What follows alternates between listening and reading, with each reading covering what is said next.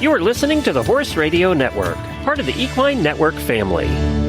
This is episode 175 of the Healthy Critters Radio on the Horse Radio Network. Healthy Critters Radio is brought to you by Biostar US. Find them online at biostarus.com. On today's show, we discuss the pros and cons of wrapping horses' legs when riding. The critter of the show is the Florida tree frog. In critter nutrition, we focus on iron in your horse's diet. And in Coffee Klatch, we ask, what quirky qualities does your horse or dog have that make you laugh? Join us.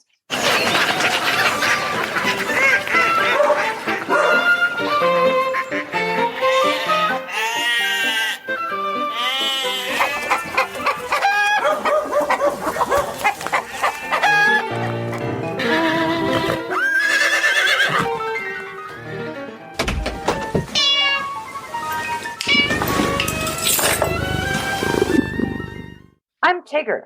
And I'm Patty.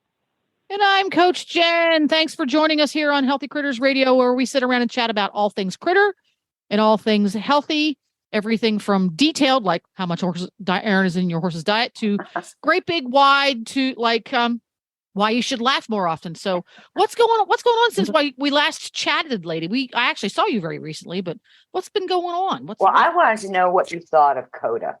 Well, let's prerequisite the conversation. Tell everybody what CODA is. CODA is the Challenge of the Americas, which is held in Wellington every year to raise money for breast cancer research. So it's a huge fundraiser, and it's centered around teams of 6 Grand Prix riders per team doing quadrilles to music. Which is so fun. It was really a lot of fun. It was very much a light and party atmosphere. Yeah. It was really, I've seen pas de deux, and I've seen freestyles, but I really enjoyed the team aspect of the quadrille, because you've got 6 different horses, 6 different riders, all trying to make it happen together in the right timing. Yes. Things like that. So it was really fun to watch all that. And everybody got so creative with both the music and the choreography. Yes. Much more creative than you would see in any freestyle freestyle competition. Yeah. And that was really fun. So even Glenn, who came along, Glenn, not a horse guy, doesn't watch dressage. He actually really enjoyed it. It's very much. He did? Yes, he did. It is very much a spectator sport. And the mini show jumping at the beginning was a hoot. Two competitors had little teeny tiny minis. It was 4 minis. They did a quadrille, but instead of doing dressage, they were minis and on lead ropes. They did jumping. So they were going around and they made figures while they were running along with the minis and jumped little teeny tiny jumps. And the minis were wearing wings. And when the minis would jump, the wings would flap in the air. It was awesome. Well, and the theme was Top Gun. Oh, that's right. And they played it they did the Top Gun theme music. Yes. Yes. So I have that. I missed that. It was awesome. It was so funny. It was really fun. Now, Tigger, about how long does it take to go? So at what point in the year do you start planning for next year's COTA? I already have. I thought that might be the case. What's the first step in planning? Is it you figure out who's going to do the riding first? No, that's the last part. Really? Mm-hmm. What comes first? First comes the theme. Okay. So you decide to think, I'm not going to ask, and this is all very top secret. Oh, it's Nobody very knows. Top secret. Very top secret. No, the other teams don't know what the other teams are doing. No. So once you decide on your theme, what's the next step? The music. The music. And then after that is the choreography, I'm guessing? Yeah. And then you decide who's going to ride. Now, how far out in advance of the COTA fundraising celebration do you start rehearsing with the riders? Beginning of January. So that's January, February, March, and yeah. So that's about between 10 weeks, because you add some extra rehearsals. About 10 weeks. Now, is that pretty universal for all the teams, Yes. or does each team have different ones? No, the same. everybody's pretty much on that schedule. It takes that long to learn the paddling. Yeah, it's Sure not. does. It's what, 8 or 10 minutes long. Yeah. Yeah. and Patty Road, tell us about what you did, Patty. Oh, well, it was really quite cool because obviously it's a breast cancer thing, and we did a tribute to Olivia Newton-John, and I got to be Sandy. But but the thing that was so cool is, and Tigger said this early on, she thought that we were quite entertaining. Well, Jim Coverd was on our quadrille, and I'm just going to leave it at that. I mean, anybody in the dressage world, actually anybody in the horse world that knows Jim Coverd, he's just funny to be around and easy to be around, and we love to joke. So it was a lot of fun. But anyway, it just, it's an ever, you think you learn it, and then then you have to, it's just kind of cool watching Tigger. I mean, Tigger's done my freestyles before, and I've watched her do other people's freestyles, but doing this together as a quadrille and seeing how her little creative brain works. And also you can fry it that way too. I'm just saying, it's just interesting because it just kind of constantly evolved. And, forever and ever and ever, Tigger has always told me, you're telling a story, you're telling a story. And what was neat for me, in the end, because we literally were making changes on Thursday night as we were practicing, just how in the end, how I at least how it felt and how it rode for us. And obviously we were the entertainment value of it, but was just how I felt like in the end, it ended up telling a story. So it was that part was great. And it was just so much fun working with other people and doing that. And just, it's such a great experience for the horse. I think the coolest thing for me was just seeing how this is a horse we've only had a year, never took her off the farm. And the first time I showed up to practice, I'm sure Tigger was like, oh my gosh, what did I get myself into? Because I couldn't even get the bridle. I looked like such a professional. I couldn't get the bridle on her. She was like, her head was in the air. I'm cussing to get her head down. I'm having the owner of the horse stand behind her so she doesn't run backwards. She was just interested in those things. Not me. But I'll tell you by week 3, she was broke. She was like, oh boy. So that was actually that part was a lot of fun. But it was great. I mean, Tigger and I, how many years ago was it? We emceed part of it together, and it was fun to see Tiggs in her element that way. But it was incredibly overwhelmingly enjoyable for me, and made me so proud of my friend Tigger, because to sit there and watch it and be a part of it, a small part of it, was just such a prideful thing for me to be involved in the whole process of it. But it never stinks, being with a winning gal. Well, see, we need to mention that also, that once again, Tigger's team Biostar wins, hands down, handily wins, because it is scored, because that makes it part of the fun. And you got to remember that all of these riders who are participating in this fundraiser are very high level competitors. They're competitive riders. It's what they live for. So there is that aspect of it. And I really enjoyed the judges giving the scores after each ride. She would give the score, and she would say, for the music, I'm trying to remember what the categories were. Technical, music, choreography, harmony, and why each score was that. So you could kind of keep score in your head too. I really appreciated that part, so I understood what they were looking for. And it makes perfect sense that they score it the way they do, not like a traditional dressage test. You can't, because these are riders who, until they join this particular COTA team, may never have even met before. True. So well, the horses certainly didn't. The horses certainly didn't. And for the teams, there were 5 teams? 5 teams. Are there always 5 teams, or does that vary from year to year? They're always 5. We're hoping for 6 next year. Okay, so it's not a case of they cap it at 5. No. Okay. I mean, that's 30 Grand Prix horses. That's a lot. That's a lot. Now, I was chatting with Stephanie, who was at our table. Yeah. And she wasn't positive, but it's not required that they're Grand Prix horses. It's not part of the requirements. It has to be FEI too. Okay. So they do have to be competing at a certain level. Okay. Yes. And it has to be ridden. The horse has to be ridden by a professional, no amateurs. Really? That's interesting. The organizer is afraid in that environment that an amateur could get fucked into off. mischief. Oh, Well, it is Oh, pretty electric. oh, It's easy. crazy. There's screaming and yelling. There's glitter everywhere. There There's was sparkles. 1,000 people there Friday Yeah. night. Yeah. So I I can mean, understand that. Yeah, Devon because- isn't that big. right. And No. unlike some disciplines where cheering crowds and things are the norm, in dressage, it's the golf of horseback riding. Right? Quiet, still, no Or the umbrellas, tennis. please. Yeah. Yeah. So the horses, if a horse could definitely come unglued, Yeah. and you could tell that some of the horses were really feeling the atmosphere more than others. Yeah. What I love about CODA is that people can clap when they want to clap. Thank And- goodness. Can we do more of that in dressage, please? Yes. Yes. Please. Yes. Yes, that Long was sport. high on my list of reasons I enjoy going. So in short, I need to put that on my annual things to do. Yay! It was so much fun. We stayed at a lovely campground very nearby, called Lions Safari Campground. Country Safari. Yeah. Yeah. And our campsite was right next to the where lions. the lions are. So we got to listen to the lions roaring all night, which was both fun and terrifying at the Yes. same time. Isn't that Yes.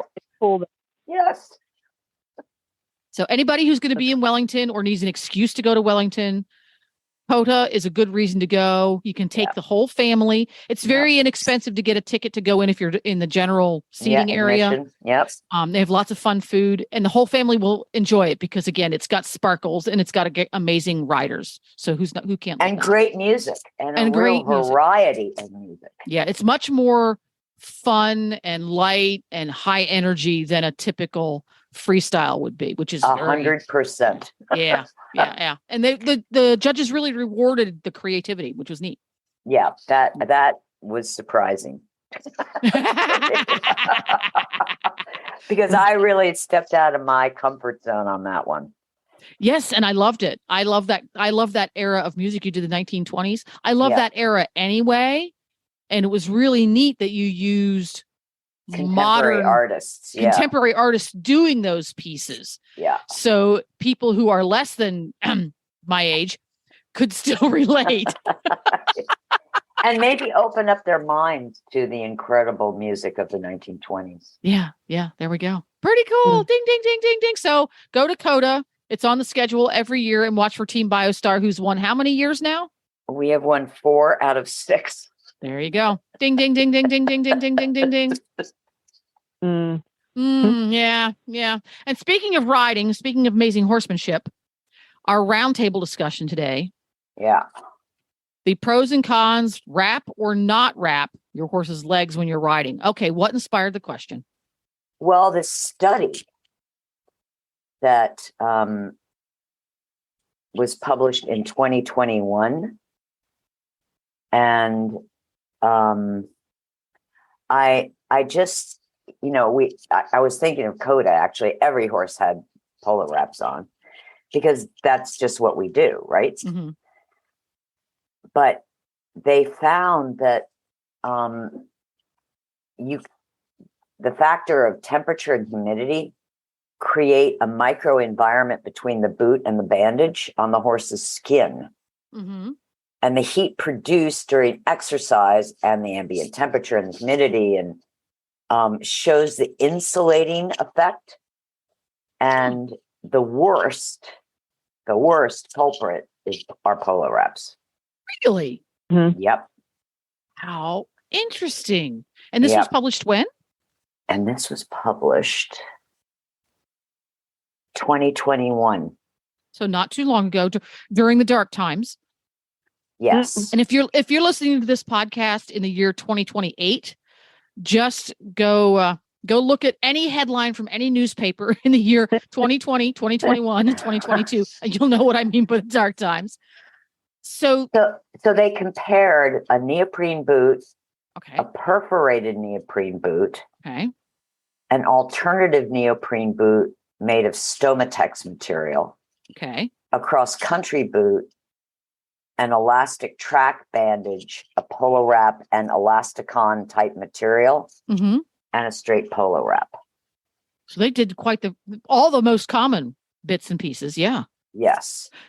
quote, the polo wrap was hotter and more humid than the other treatments, while the alternative neoprene with Stomatex bubble type composition was cooler, but was also looser fitting, which may have had an effect in lowering the heat.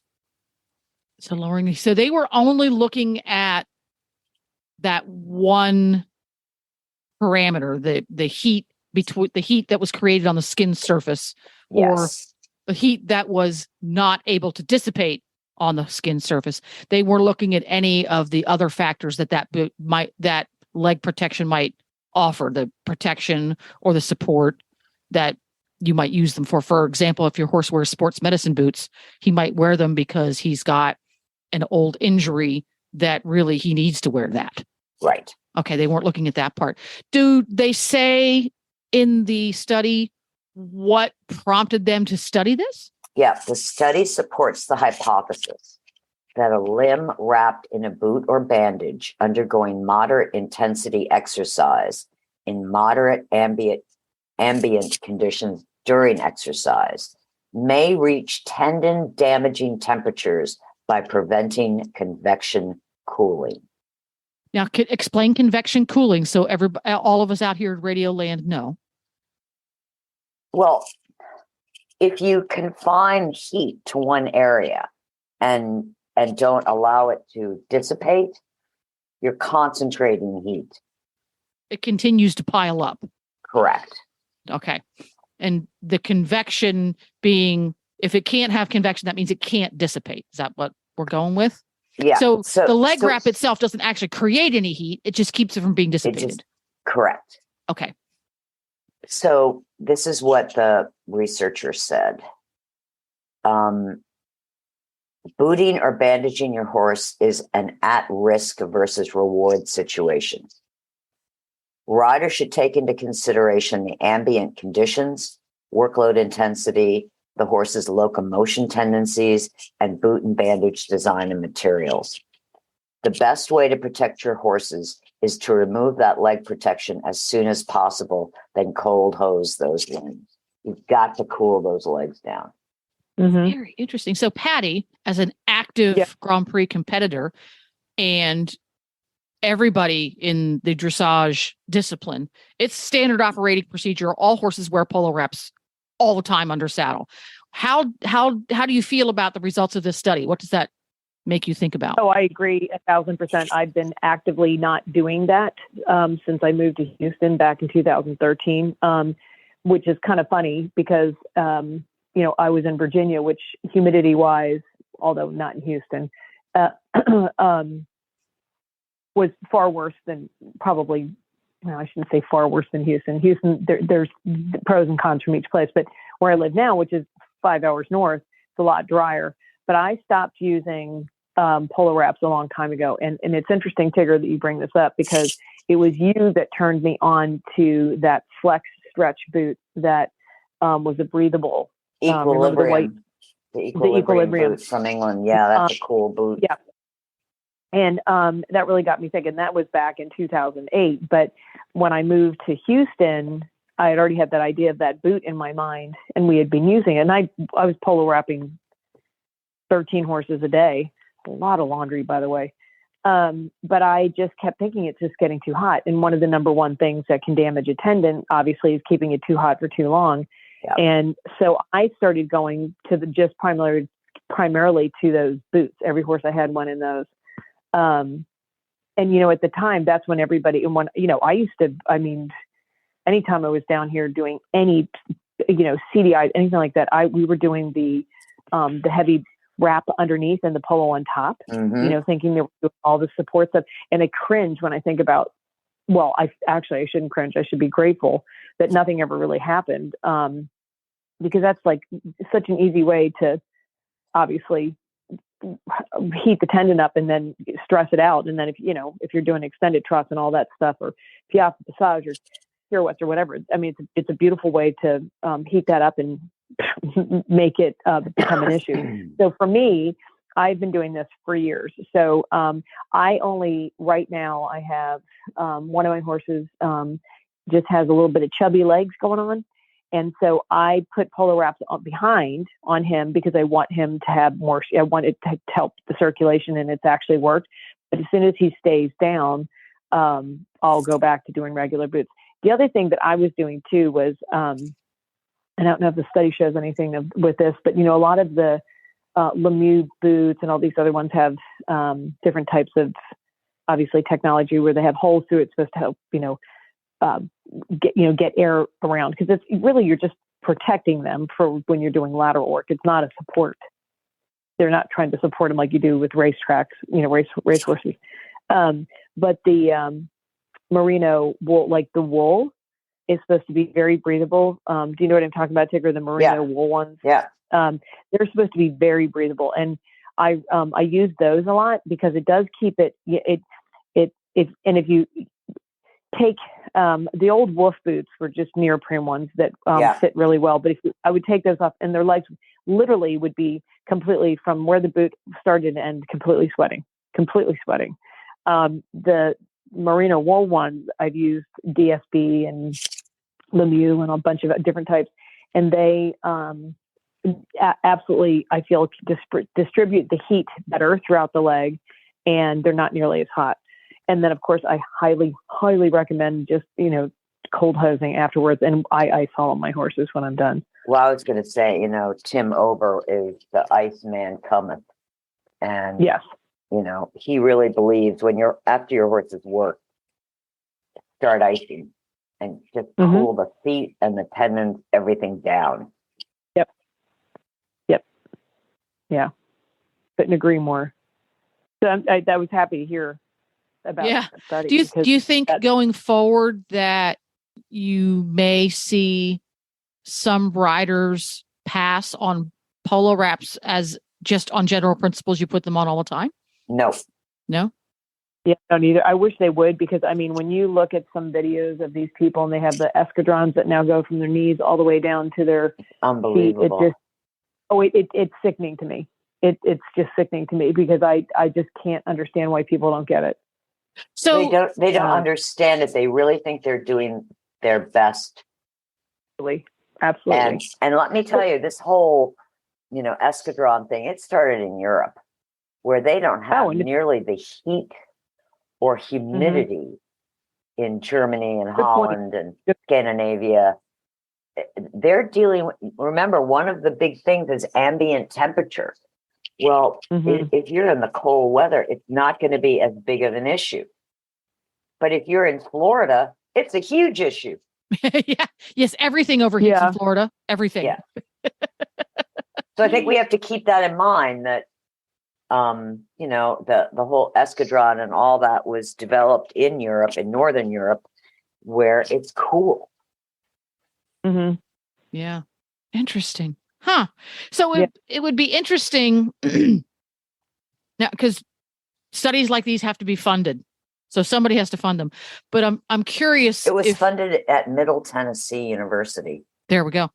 The ubiquitous polo wrap versus the polo wrap with the bandage underneath of it, because I've seen that's become all the rage now. Everybody's got that's what Patty and I were talking about. Right. In my little universe back in the day, a polo wrap was, the point behind a polo wrap is it didn't need anything underneath of it.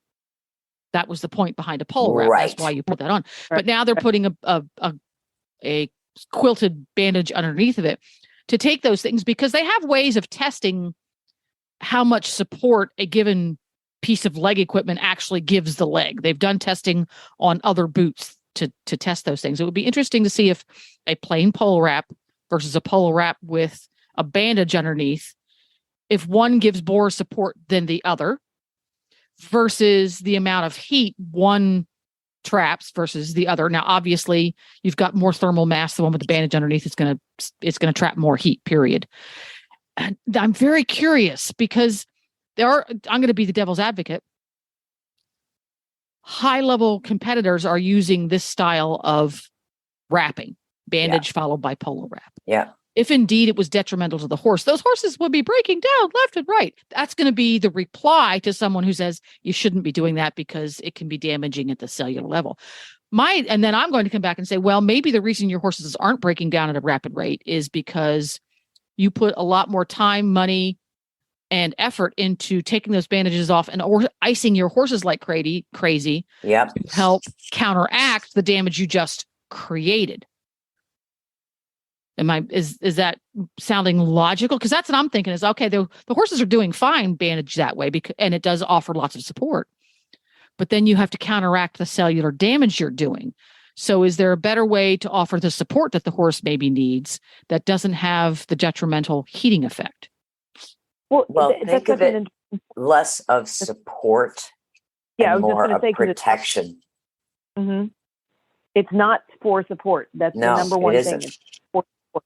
It is for protection. And if you think about it, and again, it's for like, for example, down here, you know, and you know this, Jen, from living in Florida, you get one little nick, you know, by a horse doing a lateral step, hits himself and gets a little bit of a nick, and the flies get to that, it becomes a somersault, it's blah, blah, blah.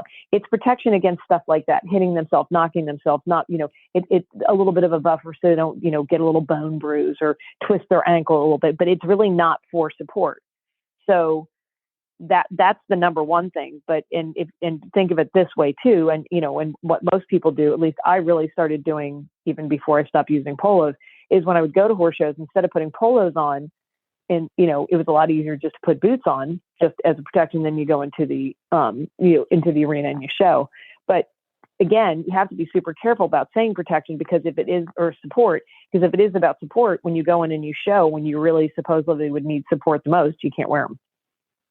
Very interesting. So where do you fall on the whole should you wrap, shouldn't you wrap question? If you want to let us know at Healthy Critters Radio, go to Facebook, find the Healthy Critters Radio Facebook page, hit the like button, and therefore the follow button, because they go together, and let us know what you think. Do you agree with this? Do you think polo wraps are universally a bad idea? Do you think they're universally a good idea? Are there circumstances under which they should be used? We want to know. We want your opinion, people. And speaking of opinions, it's time for us to call Hedwig a very opinionated Pomeranian. Speaking of opinionated. Yeah, there we go. Let's give her a holler.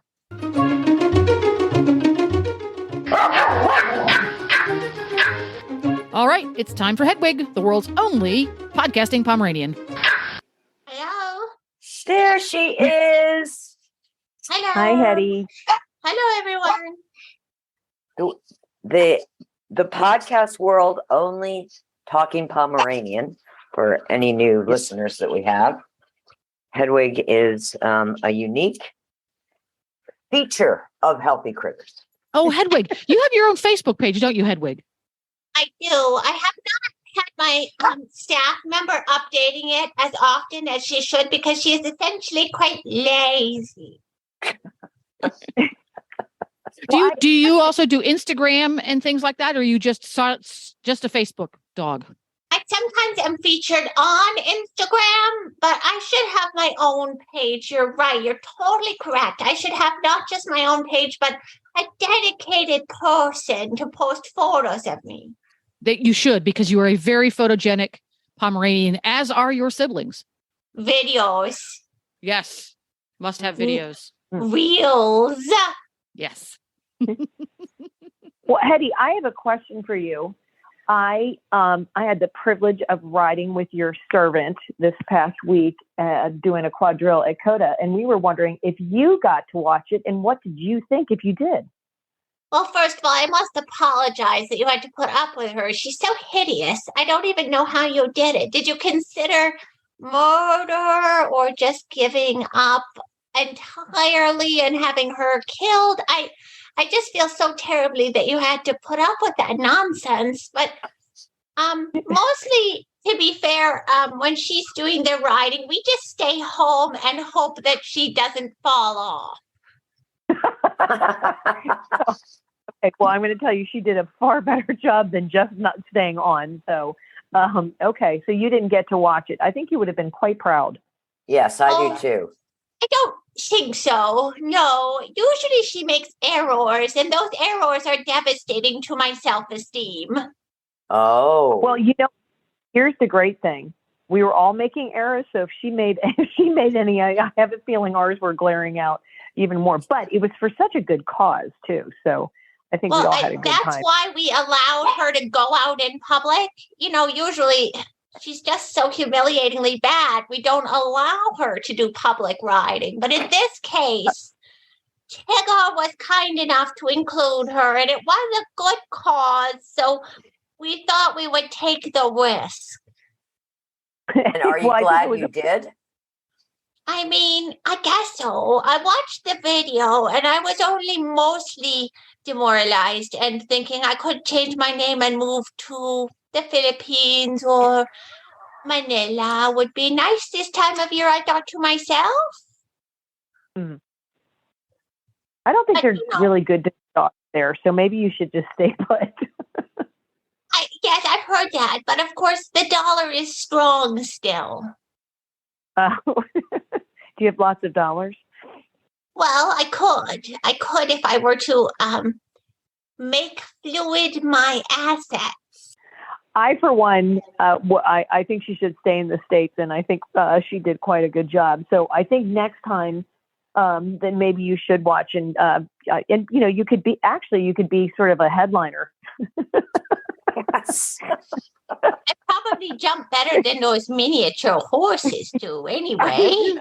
How funny would that have been to put Hetty in? That would have been hysterical. And it would be funny to watch the human servant try to run. He runs like a duck.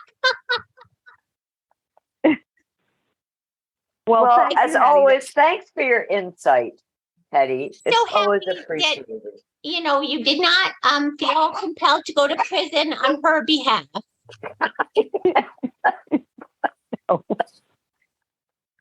Thanks, Hetty. Bye-bye, Hetty. Real horses and real dogs are healthier, perform better, and recover more quickly on real food. That's why Biostar empowers horse and canine owners with 100% whole food nutrition, supplements, and feeding programs. Biostar products are made at their own certified non-GMO facility in Gordonsville, Virginia, using real food ingredients that are raw, freeze-dried, or dehydrated, never cooked, and are free from artificial flavors, colors, soy, corn, wheat, and molasses. The Biostar product line includes a wide range of whole food, horse and dog supplements, treats, and unique artisan poultices that embrace the ancient and traditional uses of clay and plants.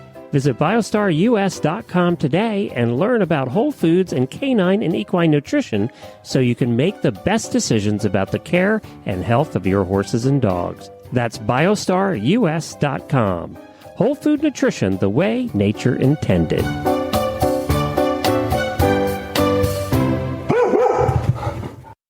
So we are at Critter of the Show, and I love to do things that do critters that I've recently seen. And the other night, being in Florida for the winter, my house is all glass, and I was bringing my dogs back in, and I turn around, and there was a Florida tree frog just stuck on my sliding glass window. So I thought I was going to research these little buggers.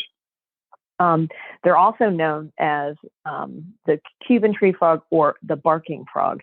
So you do need to look it up. It's pretty cool. Everybody probably hears them if you're in Florida at night, but it's neat to know because they sound truly like a pack of dogs. They're known for their bright green color and dark spots. They have big bug eyes and large toe pads and numerous warts. I didn't see that the other night. They're located all throughout Florida, with the exception of the very, very southern part. I don't know why, but like if you look at the map where they show they are, there's just like sort of like Miami and a slice of that down. Don't know why, but they have a loud what they call tonk or bark, and from a distance it sounds like a group of barking dogs.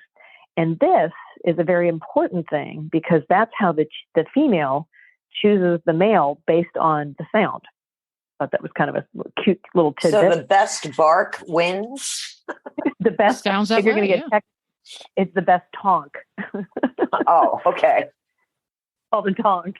So they're they can be found high in a treetop and down as low as burrowing into the sand. They're primarily around sort of swampy or marshy areas and small ponds, and we're literally live next to a pond, so that makes complete sense.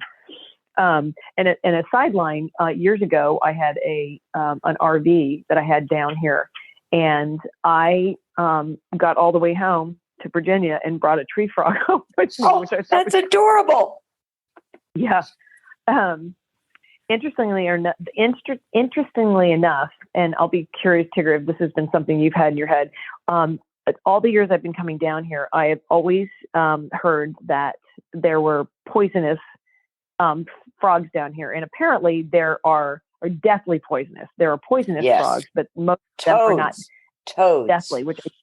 Toads, right? Which I thought that was kind of interesting, because I guess there's this whole thing on, are the tree frogs also, because they have all the warts on them, and they secrete that whatever. Anyway, but the tree frogs are not poisonous, so just good thing to know. But however, that doesn't mean that if your dog were to lick one or try to ingest it, that they couldn't get very sick. These little gems range from 2 inches up to 5.5 inches. The tree frogs are nocturnal, so they sleep during the day and they wake up at night, and that's when the sun goes down, and that's when they start to hunt and breed.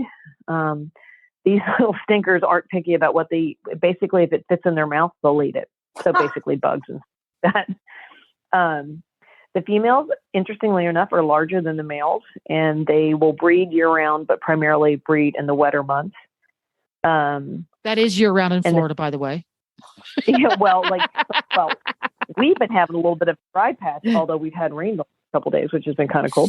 The females can lay up to several hundred eggs. Now, this is interesting. So they can hatch in under 30 hours. Whoa. So Really? Uh-huh. And the tadpoles develop within 1 month. Huh. Yeah. So if you see a little tree frog, don't lick it. And if you can, see it, put whatever it can fit in its mouth. But they're a cute little critter, and you definitely need to, it's worthwhile to get the video of them making the tonk or bark sound, because it's kind of cute. So there you have it. Florida tree frog. Everything you ever wanted to know about the Florida tree frog. Huh. Indeed.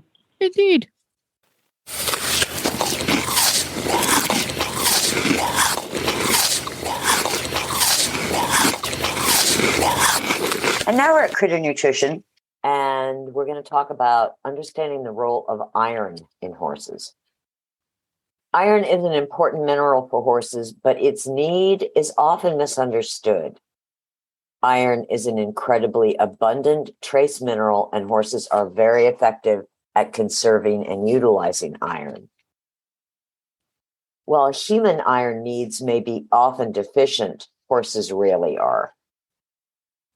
Typically, energy supplements, complete feeds, and blood-building supplements include supplemental iron. Do horses need more iron? Typically, supplements and many multivitamin mineral formulas provide iron as an ingredient, because these supplements are based on the theory of iron deficiency. Yet iron deficiency is very rare in horses.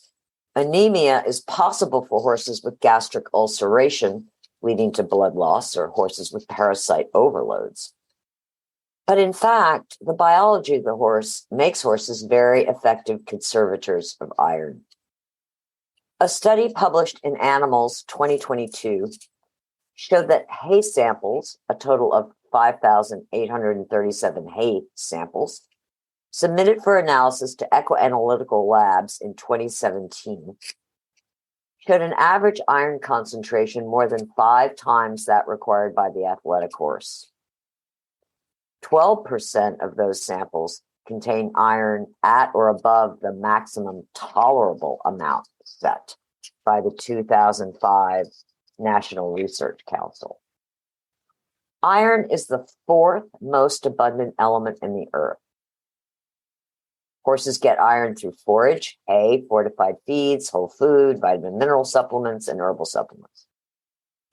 Horses control iron uptake starting in their digestive tracts. Once the iron is absorbed from the small intestine into the bloodstream, it is transported by a host protein, transferrin, to the liver and spleen for production of hemoglobin and a form of iron called ferritin. Stored in the liver and spleen, ferritin is a safe form of iron available to the horse when needed. Microorganisms in the gut contribute to the bioavailability of minerals such as iron. There's a dynamic modulation that occurs between intestinal microbiota and iron. Iron has a direct impact on host microbiota interactions. It can alterate microbial growth, affect the host immune system, and a range of biochemical processes. Too much of a trace mineral, such as iron, can modulate the microenvironment of the GI tract, affecting nutrient availability. Research has indicated that pathogen bacteria growth is linked with higher iron levels. Pathogenic bacteria possess more efficient pathways to acquire free iron and have more than one mechanism for exploiting iron sources. Too much iron, not enough iron. Because Biostar uses plant and food ingredients, our raw materials are assayed for nutrient content. I have yet to see one plant food that is deficient in iron. It is one of the most prevalent elements in the earth. More times than not, when I look at a food assay, I am thinking, wow, that's a lot of iron. Iron toxicity. Iron toxicosis is more of a problem than iron deficiency. Horses cannot excrete excess iron.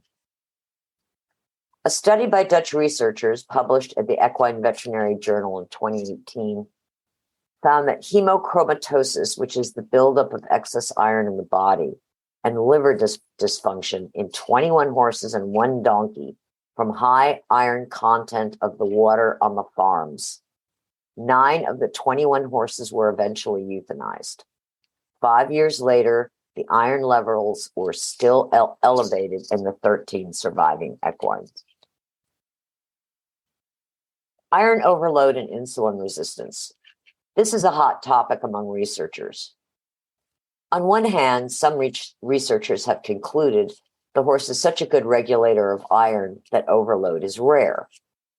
On the other hand, iron overload is seen in other mammalian species, and one study identified excess serum ferritin in all 33 of the confirmed insulin-resistant horses in the study. Dietary supplementation of iron does not boost red cell production. Iron is required by the horse, the synthesis of hemoglobin that picks up oxygen and transports it to body tissues. The horse uses iron primarily for oxygen transportation. Horses are rarely deficient in iron. Too much iron can disrupt the microbial balance in the gut, leading to the proliferation of pathogenic bacteria. Excess iron accumulating over time can accumulate in the liver and cause long-term health issues. Test your water if you are on a well. Test your hay and forage. If you are in a boarding situation where new loads of hay come in frequently and aren't tested, be careful about feeding supplements with added iron. Iron is an important trace mineral for horses. However, too much iron may pose health challenges to your horse's GI tract and liver. Cut.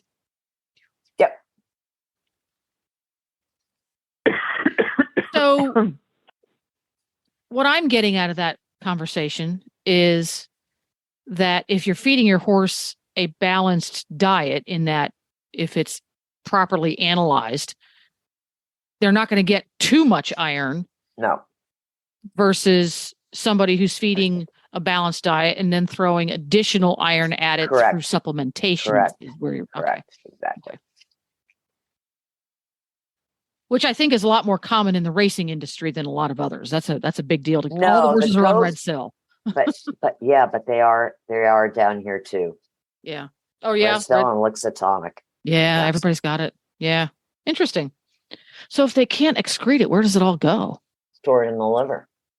And that study in Holland, reading it, 5 years later, those horses were still toxic in their liver because there's no place for that to go. Yeah, you can't get rid of it once it's there. No. Yeah. No. Interesting. So if you have a horse that, let's say you buy a horse that's 9 years old and spent the first 4 years of his life getting way too much iron, you've just inherited someone else's. Yeah. Yeah. Interesting. And well water. You need to check your well water. Yeah. So how do they check how do they check your horse's levels of iron? Is this your standard blood test? Yeah. Yeah. So it's easy to do. So if your horse has too much iron, you'd have to figure out how to give him a diet with as little extra iron, as low iron stuff. Very difficult. Yeah, because it's in everything. It's everything. Yes. It's in everything. Yeah. Very interesting. Huh. There we go. Good stuff. Yeah. Good stuff. All right. Coffee klatch. Coffee klatch.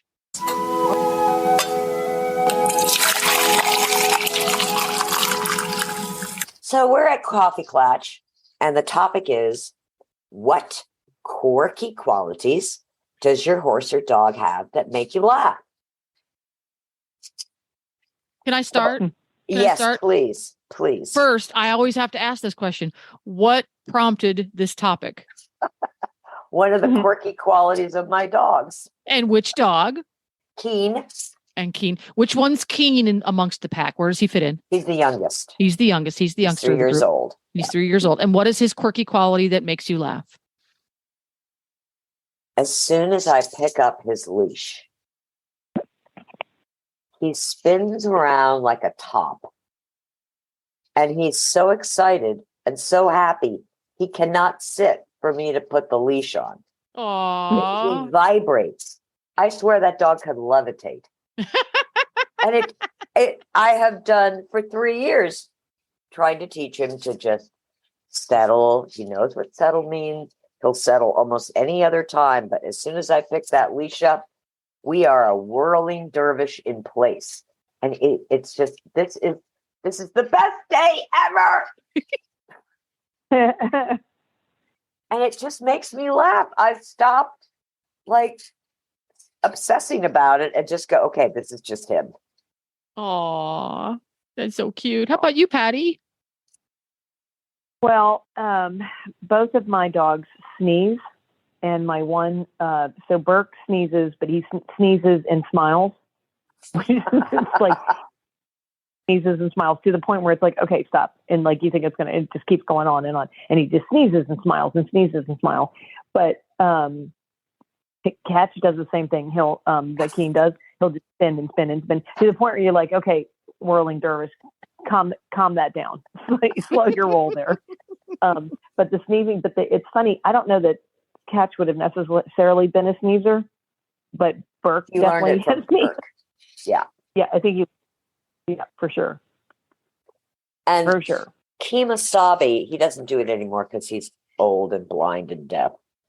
But the funny quirk he used to have is I'd be sitting working at my desk, and all of a sudden there'd be Sabi's big head with one of my shoes in his mouth.